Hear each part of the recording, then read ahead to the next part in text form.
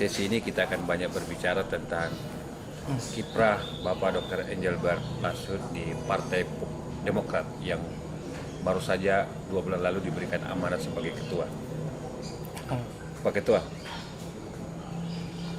bisa diceritakan sedikit kronologisnya kenapa Dokter memilih Partai Demokrat?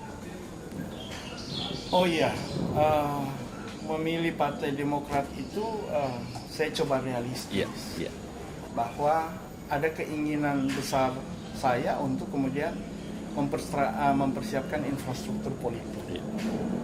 Tetapi dari sekian partai yang saya coba tunggu, saya coba dekati, sepertinya partai-partai ini banyak kader, banyak yang mungkin lebih baik begitu. Jadi ketika menunggu, mendekati, meyakinkan partai asal saya dulu untuk kemudian bisa saya kelola, sepertinya peluang itu tidak ada. Dan akhirnya saya melihat bahwa ada komunikasi yang efektif yang terbangun di Partai Demokrat ini.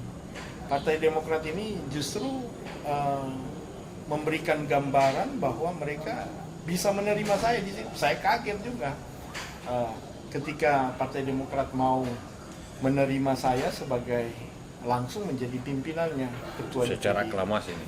Iya, dan melihat sistem politik atau rancangan politik untuk sampai ke pemilu itu sesuai jadwal-jadwalnya sudah kita hitung, maka memegang Partai Demokrat itu cukup strategis untuk kemudian kita membangun infrastruktur politiknya agar supaya kita bisa berbuat pada pemilihan legislatif dan pemilihan kepala daerah nanti.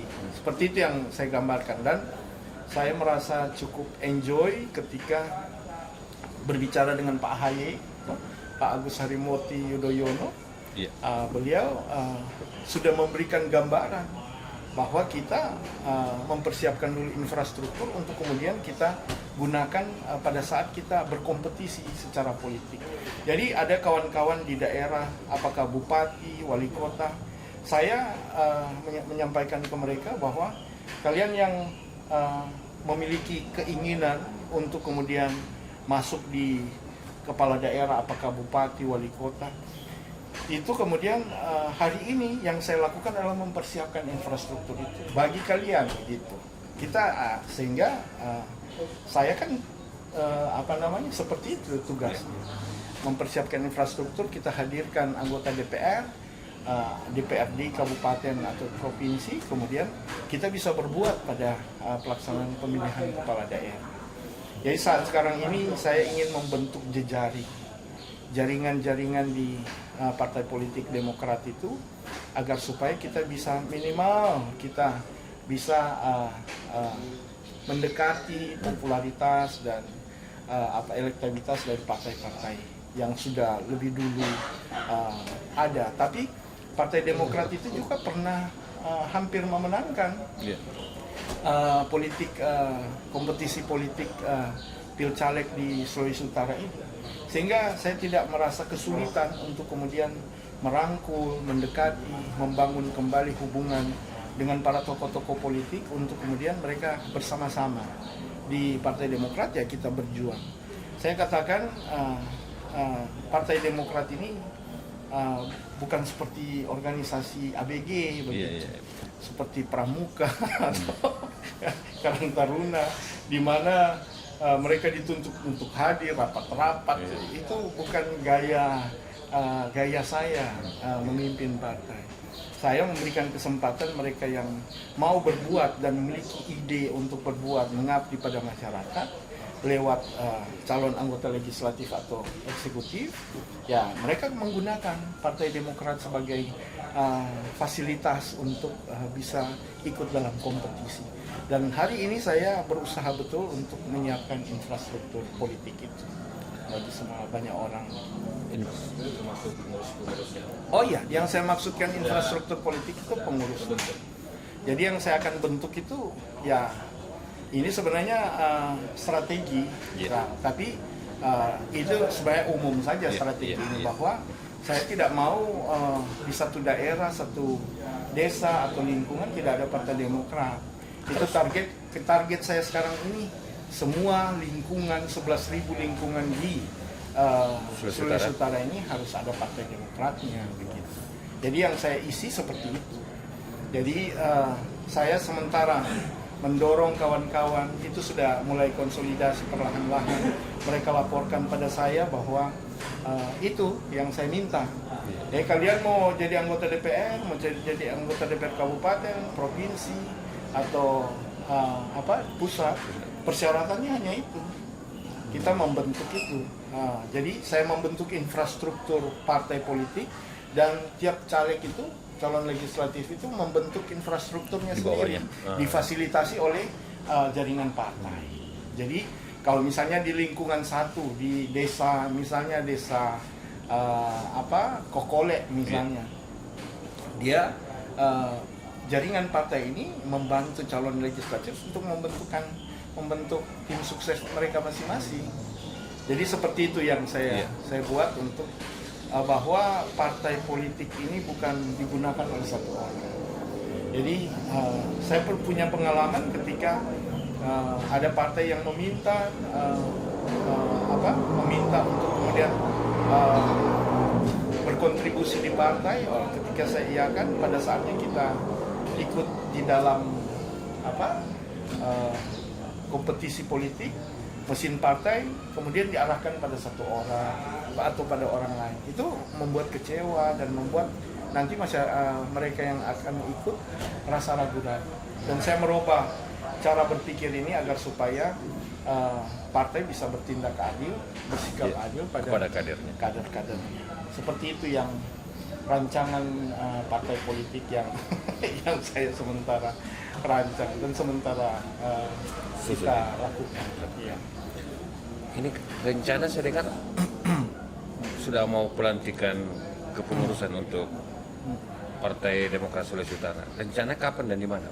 Oh iya, ini Partai Demokrat agak sedikit lain polanya untuk peresmian pengurus, karena mereka menunggu dulu seluruh provinsi di Indonesia ini selesai. Masih ada kurang lebih 3 provinsi yang masih belum selesai. Iya, masih menunggu itu, baru kemudian ada masa pelantikan. Dari masa pelantikan kemudian akan diberikan jadwal pada provinsi-provinsi yang ada, sehingga kemudian bisa serentak dalam waktu yang sudah ditentukan oleh DPP. Iya. Itu pola dan cara dari partai Demokrat. Itu soal waktu ya. Soal waktu. Kalau tempat saya dengar ada bocoran, kan ada pelantikannya kepengurusan Pak Bupati di wilayah Talaut. Iya, tadinya saya berpikir dikaitkan dengan COVID. Oh, iya. Di COVID ini kan kebetulan di Talaut itu zona hijau. Iya, zona hijau. Dan kita bisa mengumpulkan cukup banyak orang dengan protokol kesehatan ketat yang diawasi. Itu yang menjadi pertimbangan tadinya, sehingga apa baiknya kita lantik di Talaut. Tapi rupanya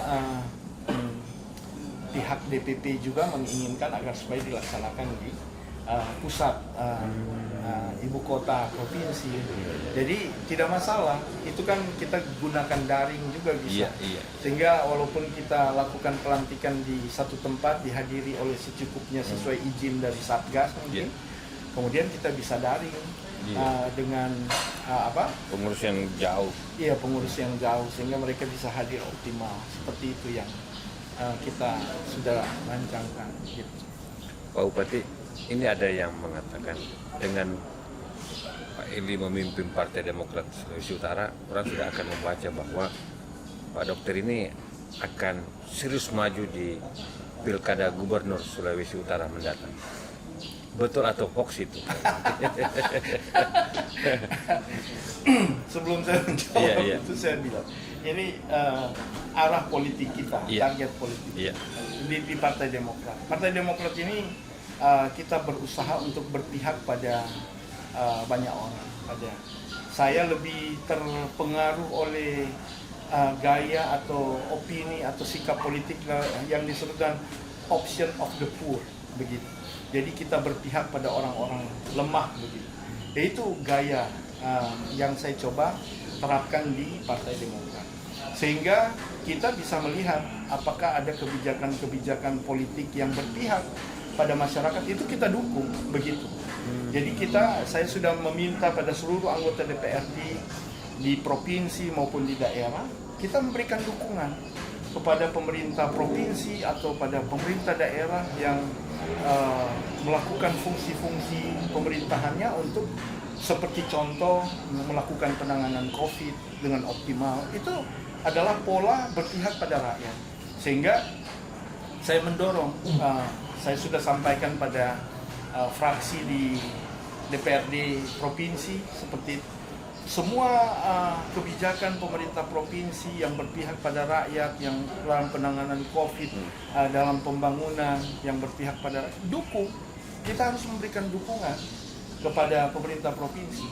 Kompetisi itu nanti dilaksanakan pada musim kompetisi. Kalau sekarang kita saling menguatkan semua program yang dilakukan, sehingga kita berupaya supaya memberikan suasana yang baik, suasana yang tenang pada pemerintah provinsi atau pemerintah kabupaten kota, agar supaya mereka bisa melaksanakan tugas-tugasnya dengan optimal. Saya sudah merasakan bagaimana seorang kepala daerah itu berpikir untuk masyarakat, sehingga saya melihat benar atau salah cara berpikir itu adalah upaya untuk mengekspresikan keberpihakannya pada rakyat.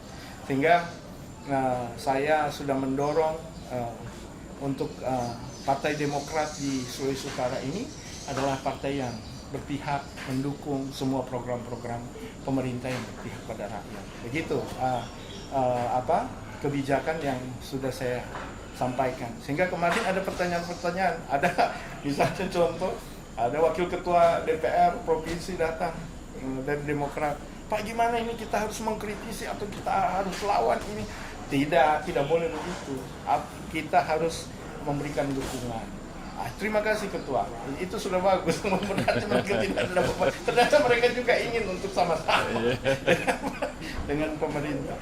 Jadi ya kita kembangkan suasana yang kondusif, yang menyenangkan. Apalagi nih, saya tahu pemerintah ini, daerah atau provinsi ini sudah pusing kepalanya, toh dipotong lagi anggaran, kurang lagi itu anggaran, baru kita harus fokus pada COVID-19. Kita juga harus membangun, sehingga saya mengerti, sehingga saya tahu bahwa mereka juga perlu dukungan dari fraksi-fraksi, sehingga saya mendorong mereka. Jangan melihat mereka berbeda atau mereka pemerintah tapi dari partai lain, jangan seperti itu. Sudah bukan saatnya itu berpikir seperti itu. Kita berpikir dan konsisten perang puputan pada saat berkompetisi. Ada waktunya. Tapi kalau misalnya saat sekarang ini, kita puputan memberikan dukungan untuk membangun, untuk program-program yang berpihak pada masyarakat. Seperti itu cara berpikir saya. Sehingga hal yang sama itu juga berpengaruh terkait dengan tadi pertanyaan dari Jum, apakah mau maju gubernur atau bagaimana? Ini pertanyaan publik ini. Pertanyaan. Jadi saya memiliki kerinduan itu. Artinya masyarakat sudah memilih saya sebagai bupati itu sebanyak tiga kali. Periode. Tiga kali. Iya. 3 kali dipilih oleh ini sangat langka ini. Rakyat. Iya, sebagai bupati. Dan sebagai manusia, dan saya sudah terbiasa untuk belajar, untuk berpikir melayani masyarakat, yang ada dorongan untuk kemudian bisa melayani lebih besar. Sebagai contoh, menjadi calon gubernur.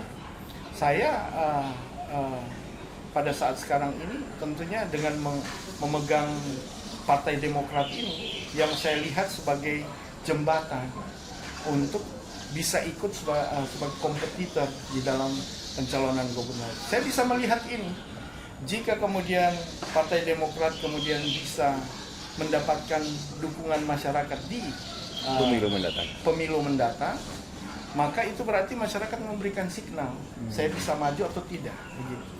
Karena kalau misalnya sekarang Partai Demokrat sudah ada 4 kursi ya, DPRD ya, Sulu. 4 kursi di DPRD Sulu, juga sebagai pimpinan dewan di DPRD Sulu. Iya. Dan untuk bisa mencalonkan gubernur harus minimal 9 kursi. Nah, saya akan melihat itu, bahwa Partai Demokrat ini harus memiliki target dan kemudian mampu merealisasikan targetnya untuk bisa mendapatkan 9 kursi. Jika itu kemudian terrealisasi, itu saya lihat sebagai sinyal rakyat mendukung. Sangat realistis ini Sangat realistis, indikatornya ya. Saya juga sebelum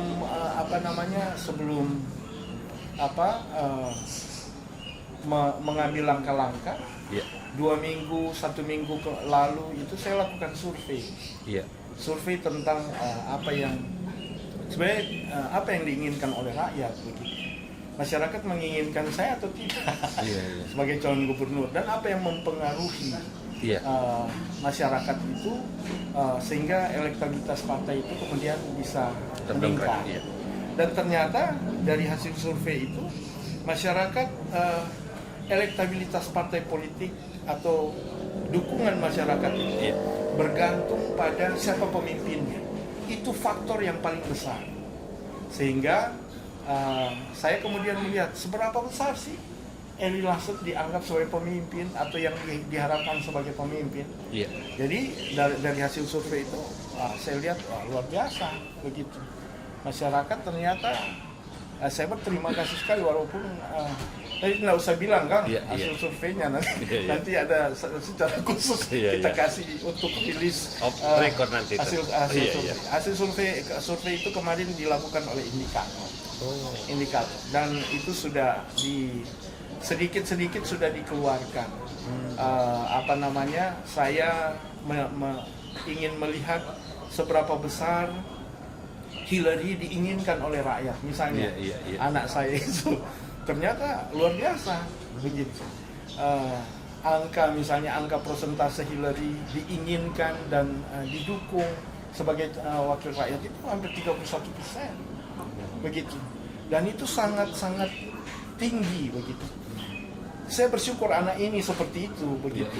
Dia melakukan langkah-langkah, dia tulus dan dia tidak punya tidak punya keinginan apa-apa selain ingin melakukan sesuatu.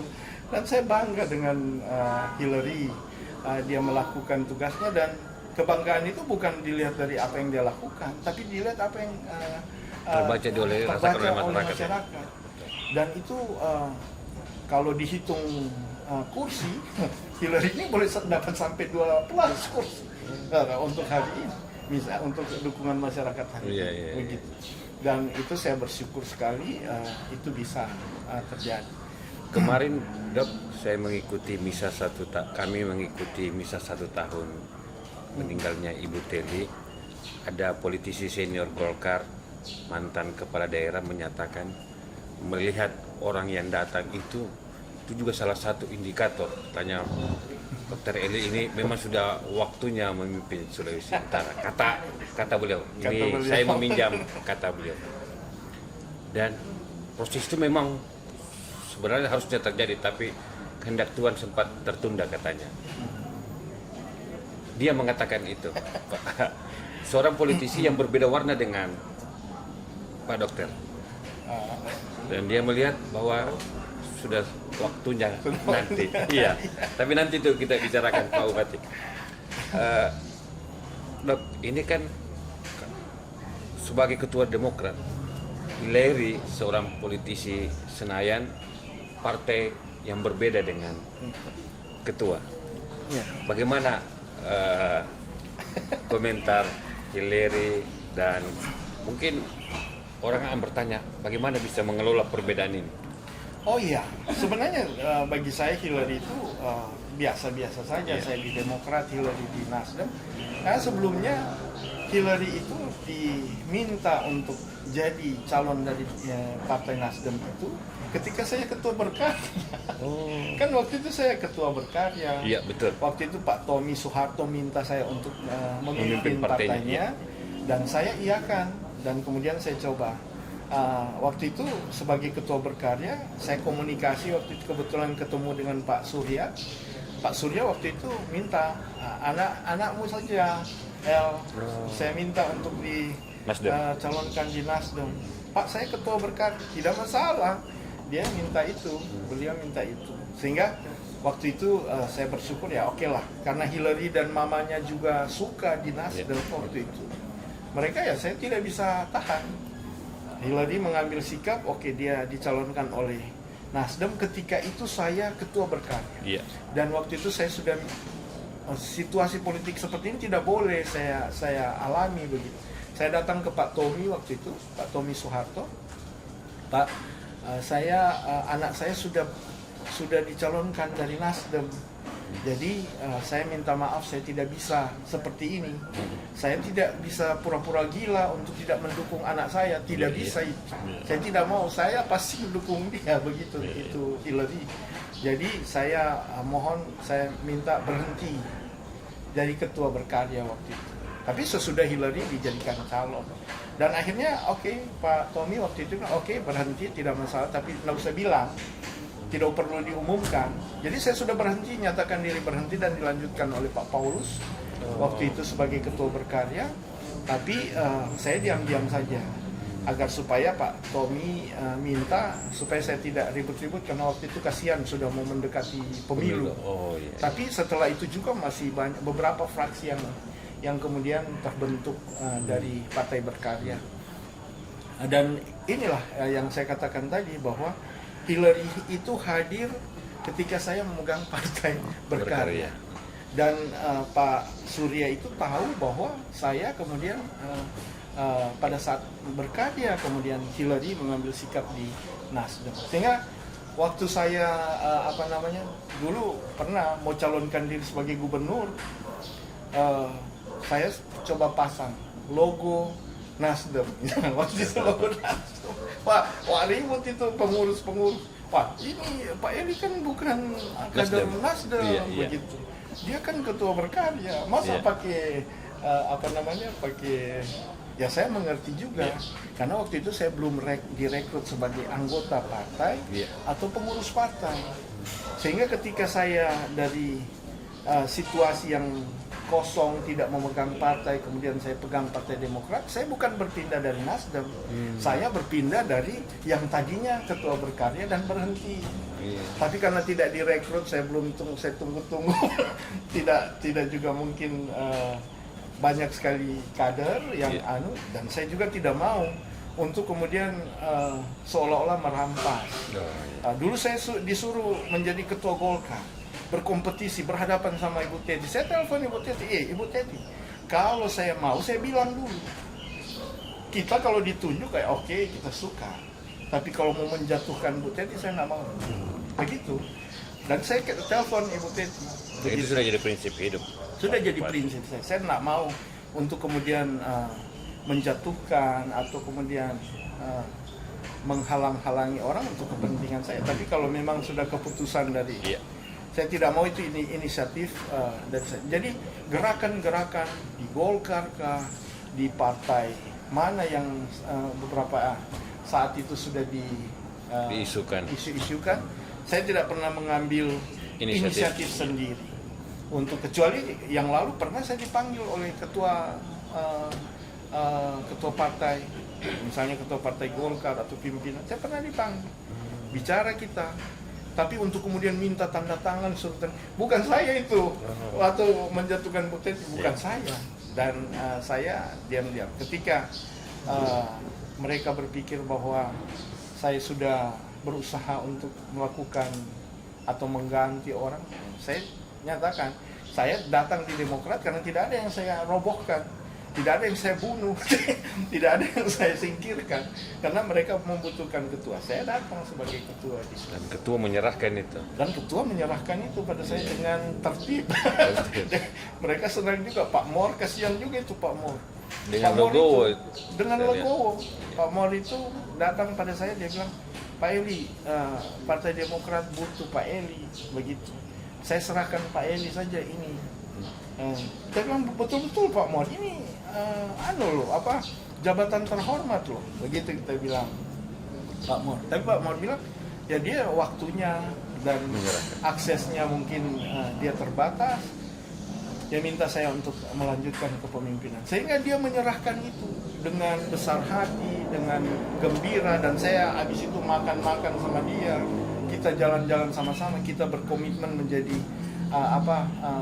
pasangan membangun partai, sehingga kemungkinan besar Pak Mori itu ketua harian saya nanti. Saya ketua, nanti wakil ketua satu atau ketua hariannya Pak Mori. Nah, ini bocoran ini Tribunas. Membangun tidak perlu kemudian kita naik ke atas sambil menginjak orang lain, begitu. Atau kita turun ke bawah dengan menjatuhkan orang lain kemudian kita naik ke atas lagi. Tidak seperti itu. Prinsip saya tidak seperti itu. Dan itu berkali-kali saya upayakan, sehingga saya merasa dari waktu ke waktu saya jarang kehilangan teman. Yang tua-tua itu, mulai yang Pak Freike, Pak Yospati, Pak Sahria, Pak Daniel Masengi, itu Pak mantan wali kota Manado itu yang lalu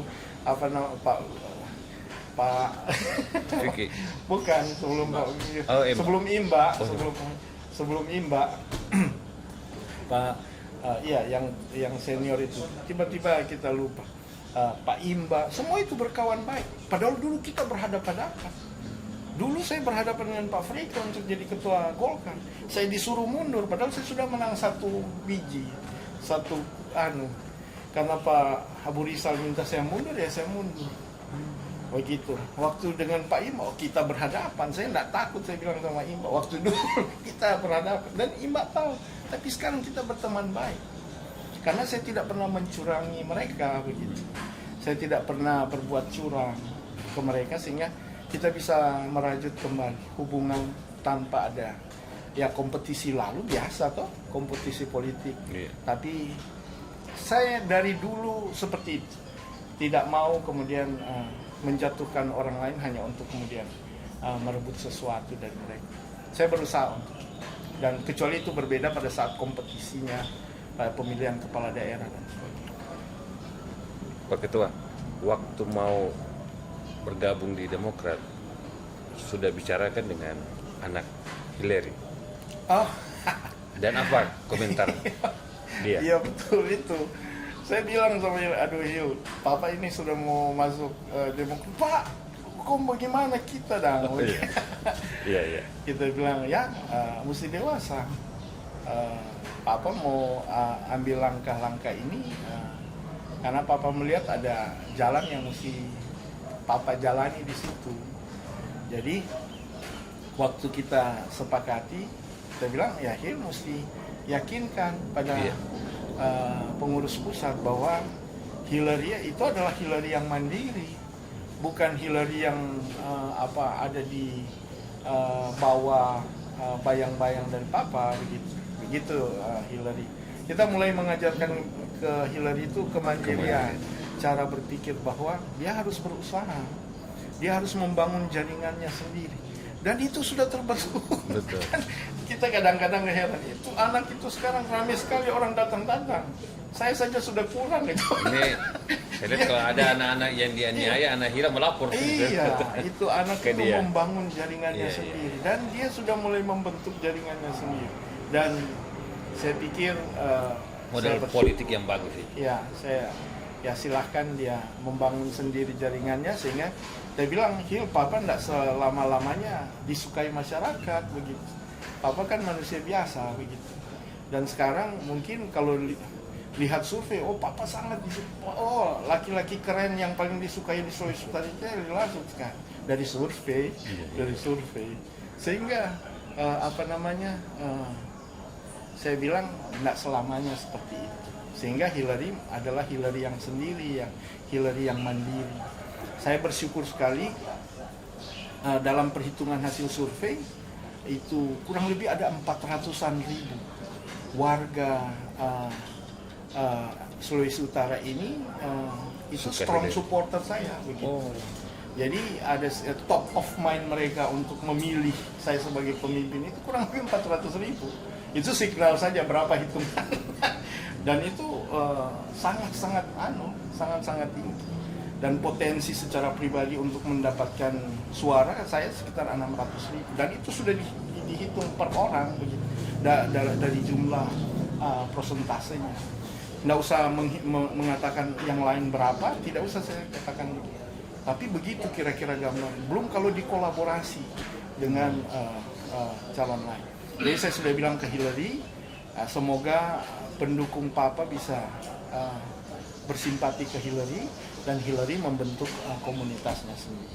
Seperti itu kita dengan Hillary. Jadi kasihan Hillary di pusat kadang-kadang kan tidak dipercaya ini. Wah, papanya sudah pindah partai, meninggalkan Nasdem misalnya. Padahal bukan meninggalkan Nasdem. Saya meninggalkan berkarya. kevakuman, Oh, iya, maksudnya dari berkarya. Jadi karena saya tidak direkrut sebagai pengurus atau sebagai apa di Nasdem, begitu. Beda kalau saya sudah pengurus atau tidak. Saya memang dari dulu berbeda dengan Hillary dan Hillary justru yang masuk ke Nasdem. Saya memberikan dukungan karena saya papanya, begitu. Saya tidak bisa, saya bilang tadi tidak mau berpura-pura gila. Oh, saya tidak mendukung Hillary, tidak ada itu. Saya bapaknya, jadi apapun saya bilang saya dukung dia, begitu seperti itu. Kira-kira gambar. Dan Hillary berkali-kali dia dibully sama teman-temannya soal sikap saya tadi. Saya bilang ya mesti kuat. Dulu Vanda juga seperti itu. Vanda dulu kan ketika dia maju dari PDIP, beberapa bulan kemudian dia bapaknya didukung oleh Demokrat untuk jadi calon gubernur kan. Iya. Dan itu juga dialami. Jadi tanya ke Tante Vanda itu, bagaimana perasaan dia waktu dibully waktu saat bapaknya pindah partai.